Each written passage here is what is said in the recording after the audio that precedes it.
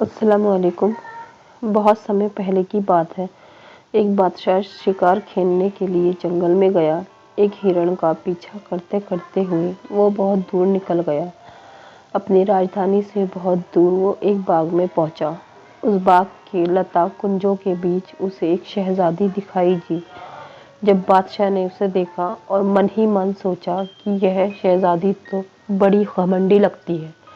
उसका कहना सच ही था, क्योंकि उसने बादशाह की ओर नज़र उठाकर भी नहीं देखा था। बादशाह ने धीमी आवाज़ में कहा, ईश्वर करे कि तुमसे कोई शहजादा विवाह करे और फिर उसके बाद इसी बाग में तुम्हें त्याग दे। धीमे स्वर में बोलने के बाद भी शहजादी ने उसके ये शब्द सुन लिए। वो बोली, क्या ही अच्छा हो कि कोई तुमसे विवाह करके ऐसे पुत्र को जन्म दे जो तुम्हारी ही पुत्री से विवाह करे। इतना कहकर उसने घमंड से अपने सिर को झटक दिया और वहां से चली गई। ये शब्द बादशाह के लिए असहनीय थे, किंतु शहजादी की सुंदरता और रूप लावण्य ने उसे मोहित कर दिया था। उसने मन ही मन प्रण किया कि वह इसे अपनी बीवी बनाकर ही रहेगा। इसके बाद बादशाह घोड़े पर चढ़कर अपने महल लौट आया। महल में पहुंचकर उसने वजीर को बुलाया। उसने आज्ञा दी कि तुम अभी जाकर उस शहजादी के पिता से मिलो और उनसे कहो कि कश्मीर का बादशाह आपकी पुत्री से विवाह करना चाहता है। किसी भी प्रकार उस शहजादी से मेरा विवाह तय करना होगा। शहजादी का पिता एक छोटे से राज्य का राजा था। जब उसे पता चला कि बादशाह उसकी पुत्री से विवाह करना चाहता है तो उसकी खुशी का ठिकाना न रहा। उसने तुरंत अपने सहमति दे दी और विवाह का दिन भी निश्चित कर दिया। निश्चित दिन राजकुमारी का विवाह बड़ी शान शौकत धूमधाम से बादशाह के साथ हो गया और वो घमंडी शहजादी रानी बन गई। राज्य में खूब खुशियां मनाई गई। जगह जगह राग रंग की महफिलें सजाई गई। पूरे राज्य में खुशियों का माहौल था। सभी प्रसन्न थे, पर दूल्हा दुल्हन खुश न थे। बादशाह ने तो उसका घमंड चूर करने के लिए शादी की थी। बादशाह उसे ब्याह कर लाया तो जरूर, पर उसने उसकी ओर आंख उठाकर भी न देखा। वो महल के हरम में अकेली पड़ी रहती थी। बादशाह उसके कमरे में नहीं जाता था। शहजादी रो धोकर अपने दिन काटने लगी। वो सारा दिन कुछ न कुछ सोचती रहती। एक दिन उसे बादशाह के साथ बाग में हुई मुलाकात की कुछ कटु बातें याद आई। वो सोचने लगी, भविष्य में मेरा क्या होगा। उसने मन ही मन एक युक्ति सोची और उस पर अमल करने का प्रण किया। कुछ महीने बीतने पर उसने बादशाह से कहा कि आप मुझे मायके जाने की अनुमति दें, क्योंकि कुछ दिन के लिए मैं वहां जाना चाहती हूँ। राजा ने सहर्ष अनुमति दे दी और उसकी बात मान ली। वह खुश होकर बोला, अब तुम्हारा घमंड चूर चूर हो जाएगा और किसी को देखकर अब तुम नाक भौना चढ़ाया करोगी। वो शहजादी अपने पिता के घर चली गई। कुछ समय बाद वह यात्रा पर निकली, किंतु उसको यात्रा पर जाने की बात बिल्कुल गुप्त रखी। इसी बीच उसका पति जो बादशाह था, वह भी राजधानी से अपने देश के एक भाग के दौरे पर निकला। उसने एक सुहावने जंगल के निकट एक नदी तट पर अपना डेरा डाला। शाम के समय उसके सेवकों ने उसे सूचना दी कि एक बुर्कापोश महिला आपसे मिलना चाहती है।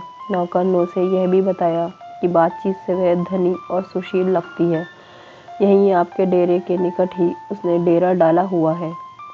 जब बादशाह ने उस स्त्री की प्रशंसा सुनी तो वह स्वयं ही उससे मिलने को उत्सुक हो उठा, परंतु उस स्त्री के मोहपाश में बंधकर वो उसका गुलाम हो गया और न जाने कौन सा जादू था जिसके वशीभूत होकर वो लगभग एक माह तक उसके साथ रहा। यह महिला उसकी परियक्ता रानी ही थी। एक माह बीतने पर उसने अपने देश लौट जाने की इच्छा प्रकट की।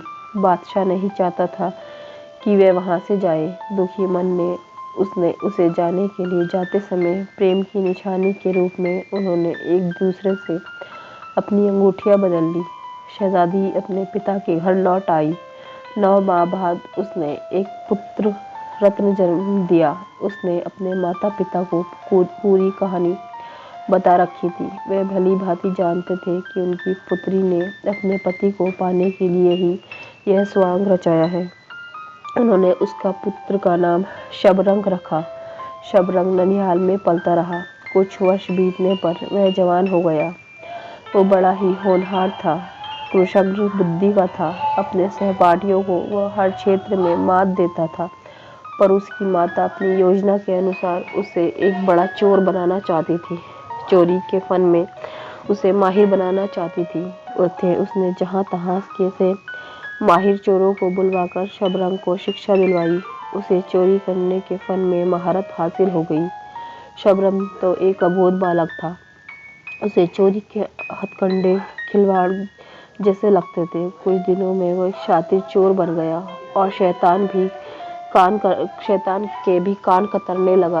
अपने पुत्र की कुशलता और निपुणता को परख करने के लिए वह उसे एक पहाड़ी पर ले गई, जहाँ वह एक बहुत ऊंची चट्टान पर एक उकाब का घोंसला था। उसने शबरंग को वह घोंसला दिखाया और आज्ञा दी, पुत्र शबरंग, उधर देखो, उकाब अपने अंडों पर बैठी है, उसका एक अंडा चुरा कर ले आओ। माता की आज्ञा पाकर शबरंग ने अपने कपड़े उतारे और केवल एक लंगोट पहनकर वो उस चट्टान पर चढ़ने लगा। वो बिना कोई आहट किए उसके घोंसले तक पहुंचा और उसके नीचे से एक अंडा निकाल लाया। उकाब को पता भी न चला। अंडा लेकर वो माता के पास पहुंचा तो माता की खुशी का ठिकाना न रहा। उसने पुत्र को बड़े प्यार से गले लगाया और 1000 बार उसे चूमा। उसकी आंखों से प्रेम के आंसू बह निकले। उसने बताया कि बेटे, तुम तो तख्त के वारिस हो। अब तुम अपने पिता के पास जाओ और नौकरी तलाश करो। नौकर बनकर उनका मन मोहने का पूरा प्रयास करो, लेकिन ये बात रखना कि उन्हें पता न चले कि तुम उनके पुत्र हो। और जब तुम हर प्रकार से उनका मन जीत लोगे तो वो अपनी पुत्री का विवाह तुम्हारे साथ करने को कहेंगे। तब तुम कहना कि मैं अपनी माता की आज्ञा के बिना कोई काम नहीं करता हूँ।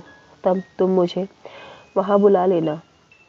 शबरंग ने माता की बातें ध्यान से सुनी। माँ का आशीर्वाद लेकर वो अपने पिता के दरबार में पहुँच गया। उसने उनसे नौकरी की फरियाद की। सुंदर होने के साथ साथ वह चतुर बुद्धिमान भी था। अंततः जल्द ही राजा की नज़रों में चढ़ गया। उससे प्रसन्न होकर राजा ने उसे अपना निजी सेवक नियुक्त कर लिया। इस प्रकार वह हर समय राजा की नज़रों के सामने रहने लगा। लेकिन शबरंग दोहरी जिंदगी जी रहा था। वह दिन भर राजा की सेवा में रात भर अमीरों की धन दौलत पर हाथ साफ करता था। पुलिस अधिकारियों ने चोर का पता लगाने के हजारों प्रयत्न किए, किंतु वे सफल न हो सके। एक दिन नगर के वरिष्ठ लोग एकत्र होकर राजा के दरबार में पहुंचे और दुहाई देते हुए बोले, बादशाह सलामत, अगर पुलिस चोर को पकड़ने में नाकामयाब रही तो हमारा सत्यानाश हो जाएगा। शीघ्र ही कोई ऐसा उपाय करे जिससे चोर का पता लगाया जा सके और चोरी का पर्दाफाश हो सके। बादशाह को यह सुनकर बड़ा क्रोध आया। उसने सभी अधिकारियों को बुलाकर आज्ञा दी कि तुम स्वयं जाओ और चोर को पकड़कर मेरे सामने उपस्थित करो, वरना इसका परिणाम भुगतने के लिए तैयार हो जाओ। आधी रात के समय पुलिस का मुख्य अधिकारी स्वयं पहरा दे रहा था। गली कूचों में घूमते फिरते उसने एक स्थान पर अंधेरे में एक आदमी की छाया देखी। छाया को देखते ही उसने रोब से डांटकर पूछा, रुको, कौन हो तुम? यहाँ क्या कर रहे हो? आधी रात का समय है, तुम यहाँ क्यों घूम रहे हो? ऐसा कहकर उसने उसका हाथ पकड़ लिया। हाथ पकड़कर वह उसे एक स्थान ले गया जहाँ रोशनी थी। उसने देखा कि वह मर्द नहीं औरत है। यह देखकर हैरान रह गया और उसने डपट कर पूछा, तुम इस समय यहाँ क्या कर रही थी? ये सुनकर वो औरत थर थर कांपने लगी और बोली, आप जिस चोर की तलाश कर रहे हैं वो कुछ देर पहले ही यहाँ से गुजरा है। वह क्षण भर में शायद इसी रास्ते से लौट आए। मुझे तो बेहद डर लग रहा है। उस अधिकारी ने यह सुनते ही उसे डांटकर कहा, चुप रह मूर्ख, मुझे सोचने तो दे। मैं उस शातिर को पकड़ने की चाल सोच रहा हूँ, वरना राजा मुझे दंडित करेंगे। उस औरत ने धीमी आवाज में कहा, यदि आप कहें तो मैं आपको एक सलाह दूं। आप वेश बदल कर यहीं उसकी प्रतीक्षा कीजिए। आप ठीक समझे तो अपनी पोशाक मेरी पोशाक से बदल लीजिए और एक स्वांग रचिए, मानो आप कुएं से पानी भर रहे हैं। मेरे दिमाग में यही विचार आ रहा है सरकार। अधिकारी को उसकी बात जच गई। उसने उसकी सलाह मान ली। उसने उसके कपड़े स्वयं पहन लिए और अपने कपड़े उसे दे दिए। जब उसने कुएं से पानी खींचना प्रारंभ किया तो पानी कैसे खींचा जाता ये न जानने के कारण डोल खींचने लगा और वो डोल के साथ कुएं में अंदर की ओर लटक गया। सहायता के लिए चिल्लाने लगा। उस नकली औरत ने ठहाका मारकर हंसते हुए कहा, सरकार, अब आप सुबह तक ऐसे ही लटके रहिए, मैं तो यहाँ से जा रहा हूँ। वह औरत कोई नहीं, शहजादा शबरंग ही था। दूसरे दिन सुबह होने पर जब लोगों ने मुख्य अधिकारी को इस हालत में कुएं में लटकते पाया तो उनके आश्चर्य व परेशानी का ठिकाना न रहा। आनन फानन में ये बात सारे राज्य में फैल गई। लोग उसे देखने आए और चोर की चतुराई की सराहना करने लगे। जब बादशाह को पूरा वाक्य पता चला तो उसे बड़ा क्रोध आया। उसने कुछ समझ नहीं आ रहा था कि क्या करे। अब उसने वजीर को बुलाया और आज्ञा दी कि तुम स्वयं जाओ और चोर को पकड़ कर लाओ, वरना तुम्हारी खैर नहीं। ये सुनकर वजीर को बुरा तो लगा, क्योंकि रात भर चौकीदारी करना उसे बिल्कुल पसंद न था, पर उसकी लाचारी थी।